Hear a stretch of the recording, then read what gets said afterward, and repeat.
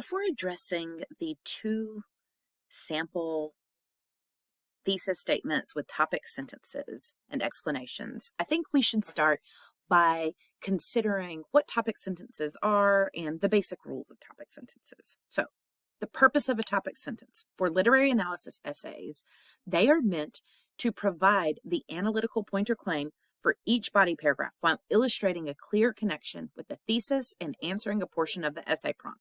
Your goal for the paragraph is to prove the analytical point you are presenting in your topic sentence.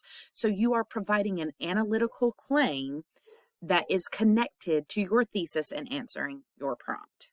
There are a few basic rules. First and foremost, topic sentences should be the very first sentence of each body paragraph. 2, you should limit topic sentences to one sentence in length. 3, there should be a clear connection between the thesis and topic sentence. In fact, you should think of a topic sentence as a mini thesis statement for each of your body paragraphs. 4, you include an analytical point or claim. You have to have something that is building towards your analytical argument. 5, it does not include evidence. So you're not going to have quotes from the story or your sources as part of your topic sentences. It is not phrased as a question. Topic sentences should almost never be phrased as questions. It's not usually an effective way for collegiate level writing to use questions as topic sentences. Additionally, they should not be simple statements of fact. So you might be inclined to say something if you were writing an essay on The Simpsons. I don't know why you'd be writing an essay on The Simpsons, but let's pretend you were. You might be inclined to say something like, The Simpsons is the longest running animated television show.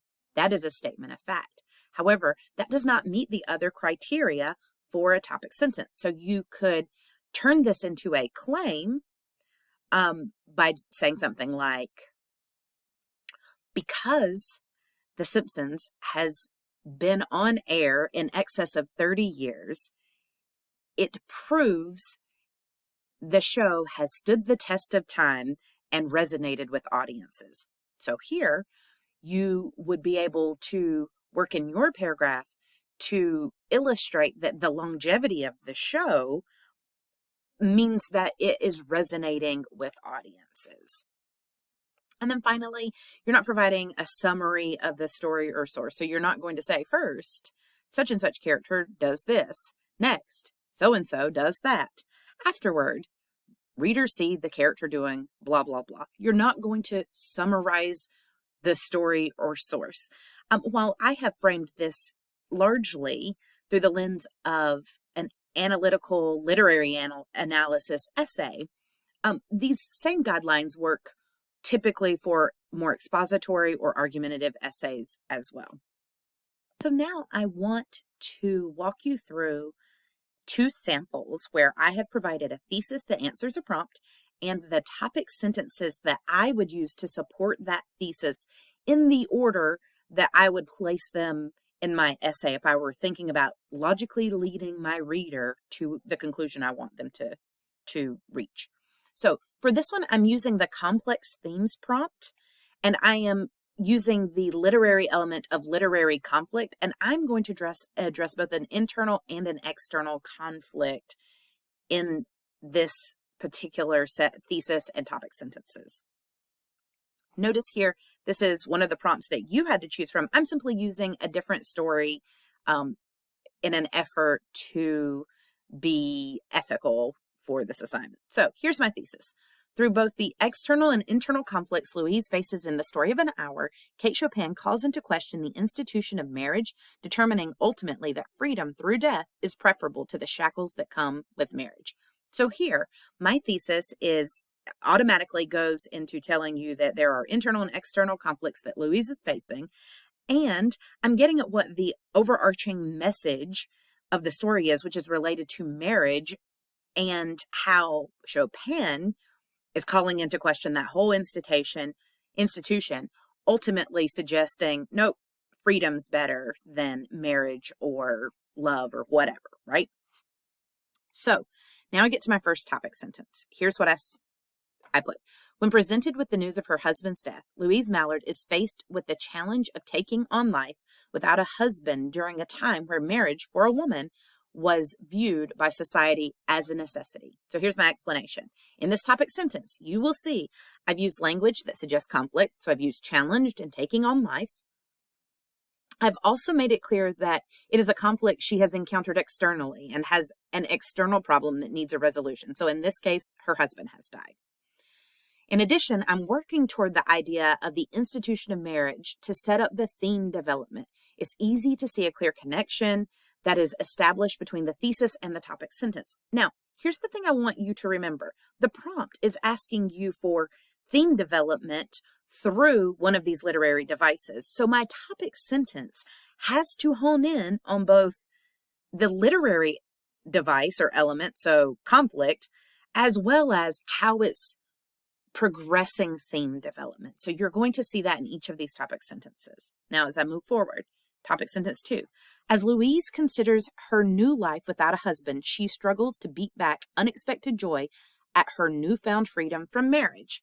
So here, in this topic sentence, again, I'm using language that indicates conflict, struggle, beat back, while focusing internally, unexpected joy or freedom, and relating it to the commentary on the institution of marriage. The connection between topic sentence and thesis is clear, indicating the paragraph will support the thesis and thus answer the essay prompt. Again, I am looking both at the literary element and the theme development because the two are supposed to be working together as you are writing this essay. It's the literary element influencing the development of theme. All right, topic sentence 3.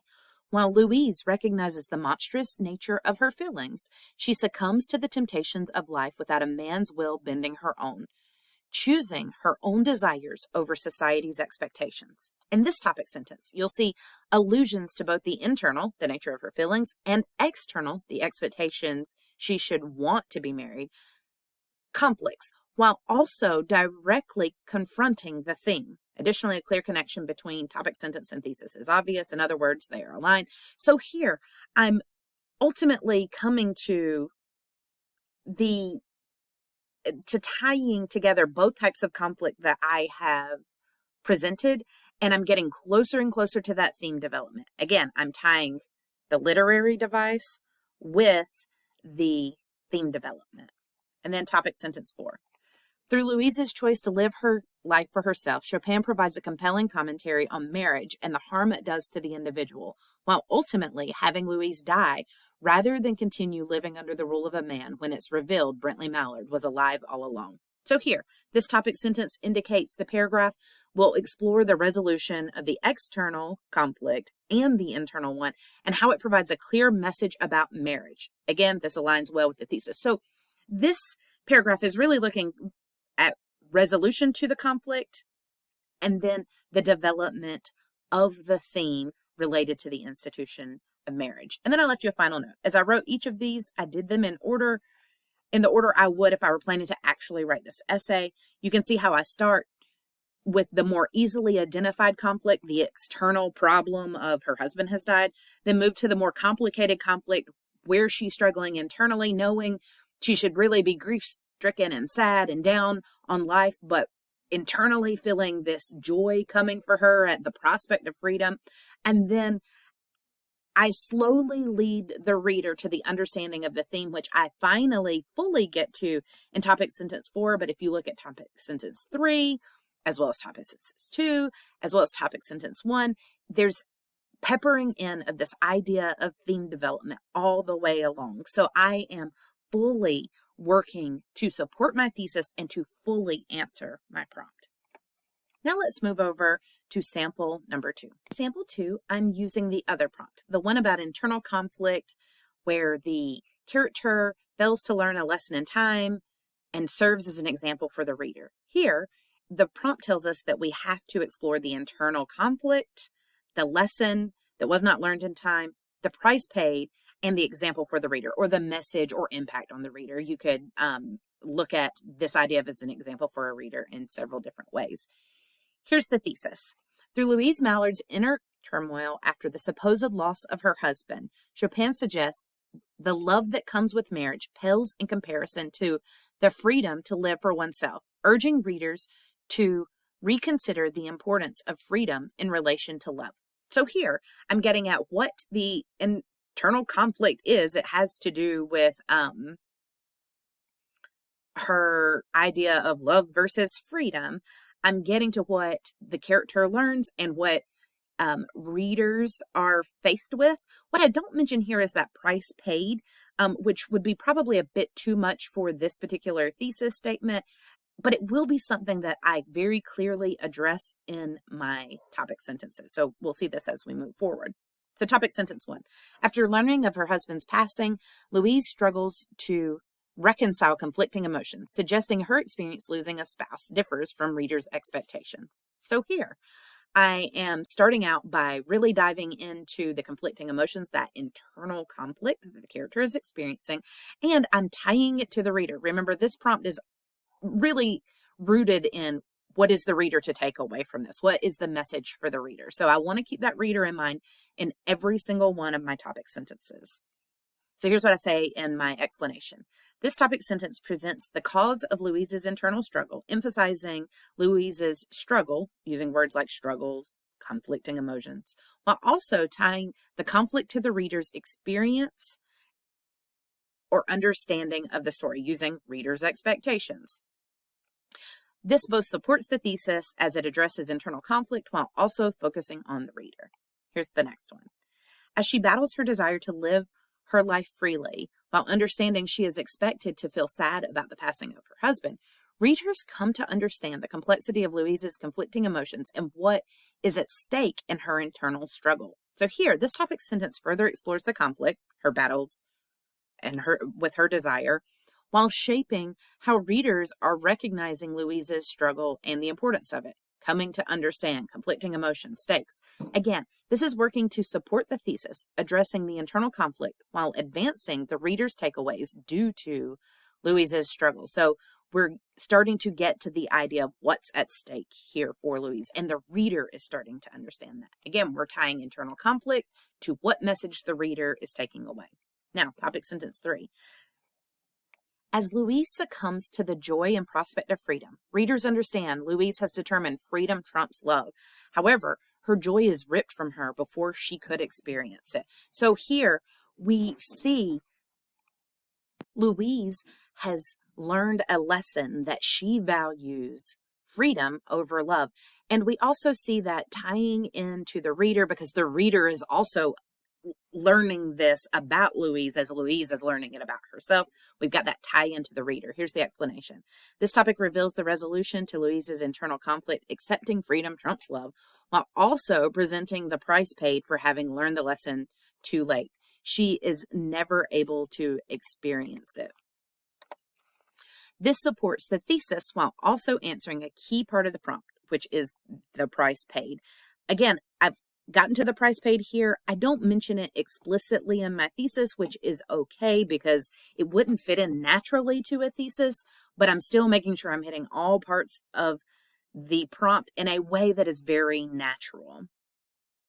And then we get to the final topic sentence.